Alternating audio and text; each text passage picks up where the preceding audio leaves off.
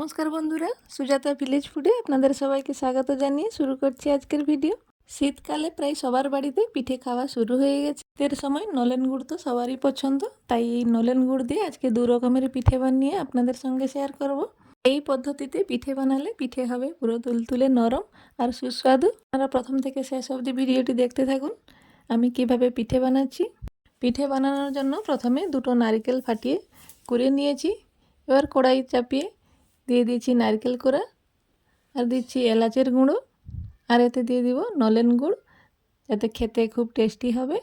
এখানে আমি দুটো মিডিয়াম সাইজের নারকেলের জন্য 200 গ্রাম গুড় নিয়েছি। আপনারা নারকেল কোড়া পরিমাণ অনুযায়ী গুড় নেবেন। গুড় না থাকলে চিনি দিয়েও পুর করা যায়। এবার নারকেল কোড়ার সাথে গুড়কে ভালো করে মিশিয়ে নিতে হবে। এই সময় গ্যাসের ফ্লেমকে মিডিয়ামে রাখতে হবে। কম আঁচে ভালোভাবে পুর রেডি হয়ে যাবে। এটি বানাতে বেশি সময় লাগে না, 3 থেকে 4 মিনিট মধ্যেই পুর রেডি হয়ে যায়। যে দেখুন পুর রেডি হয়ে গেছে। এবার তুলে নিচ্ছি। একে একটি পাত্রে বের করে ঠান্ডা করার জন্য রেখে দিচ্ছি।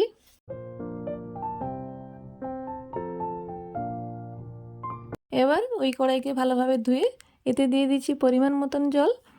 আজকে সুজি দিয়ে পুলি পিঠে বানাবো, তাই একটু বেশি পরিমাণে জল লাগবে। জলে দিয়ে দিচ্ছি পরিমাণ মতন নুন, চিনি আর 1 চামচ ঘি। এবার দিয়ে দিব এতে সুজি। এখানে আমি 500 গ্রাম সুজি নিয়েছি, তাই 1 লিটার জল নিয়েছি। এবার সুজি দিয়ে খুন্তিতে অনবরত একে নাড়তে হবে। এখন গ্যাসের ফ্লেমকে মিডিয়ামে রাখতে হবে। এইভাবে নেড়ে চেড়ে একটি শক্ত ডো তৈরি করে নিতে হবে। দেখুন ভালোভাবে ডো তৈরি হয়ে গেছে। এবার এতে একটি থালাতে বের করে ঠান্ডা করে নিতে হবে। হালকা ঠান্ডা হয়ে এলে একে ঠেসে নিতে হবে। যত ভালোভাবে ডো তৈরি হবে পিঠে তত ভালো হবে, ফাটবেও না। অনেক সময় পিঠে মোড়ার সময় বা তেলে ভাজার সময় পিঠে ফেটে যায়। এইভাবে পিঠে বানালে কিন্তু পিঠে ফাটবেও না আর পুরো তুলতুলে নরম হবে। এবার এর থেকে ছোট ছোট করে লেচি কেটে নিচ্ছি। লেচি কেটে নিয়ে ছোট ছোট করে বাটি তৈরি করে নিতে হবে।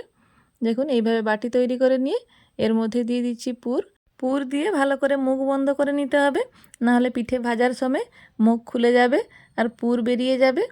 এবার মুখ ভালো করে বন্ধ করে মুড়ে নিচ্ছি। যে কোনো ডিজাইন আপনারা পছন্দ করেন সেইভাবে ডিজাইন করে নিতে পারেন। আমি এইভাবে তৈরি করেছি। এই যে দেখুন আমার এই পিঠের ডিজাইন আপনাদের কেমন লেগেছে কমেন্টে জানাবেন। এইভাবে আমি সব পিঠে বানিয়ে নিয়েছি। এবার আরেকটি কড়াইতে দুধ ফুটাতে বসিয়ে দিয়েছি। দুধকে আগে থেকে ফুটিয়ে ঘন করে রেখেছি। এবার এতে দিয়ে দিয়েছি নলেন গুড়। 1 চামচ মতো নলেন গুড় দিলাম, হালকা মিষ্টি হবে। আপনারা চাইলে এখানে চিনি দিয়ে করতে পারেন, নলেন গুড় দিয়ে করলে টেস্ট খুব ভালো হবে। আর এতে দিয়ে দিলাম এলাচের গুঁড়ো। দিয়ে ভালো করে একটু ফুটিয়ে নিতে হবে। খুব ভালোভাবে ফুটে এসছে। এই অবস্থাতেই দিয়ে দিতে হবে পিঠে। এভাবে দুধ ফোটার সময় পিঠেগুলো ছেড়ে দিতে হবে। দেখুন একে একে করে আমি সব পিঠে ছেড়ে দিচ্ছি। ফুটন্ত অবস্থায় পিঠে ছাড়লে পিঠে ফাটবেও না, ভালো থাকবে পিঠে, পুরো গোটা থাকবে, দেখতে ভালো লাগবে।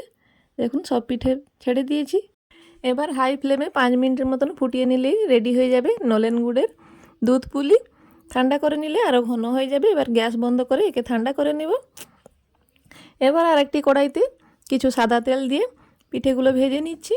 একই পদ্ধতিতে 2 রকমের পিঠে রেডি হয়ে যাবে। খুব সহজভাবেই 2 রকমের পিঠে করে আপনাদের সঙ্গে শেয়ার করছি। দেখুন লাল করে ভাজা হয়ে গেছে। এবার তুলে নিচ্ছি।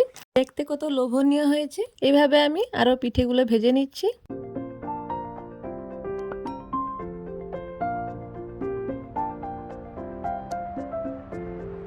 এইভাবে আমি সব পিঠে ভেজে নিয়েছি। যে দেখুন সব ভাজা হয়ে গেছে, দেখতে কতটা লোভনীয় হয়েছে।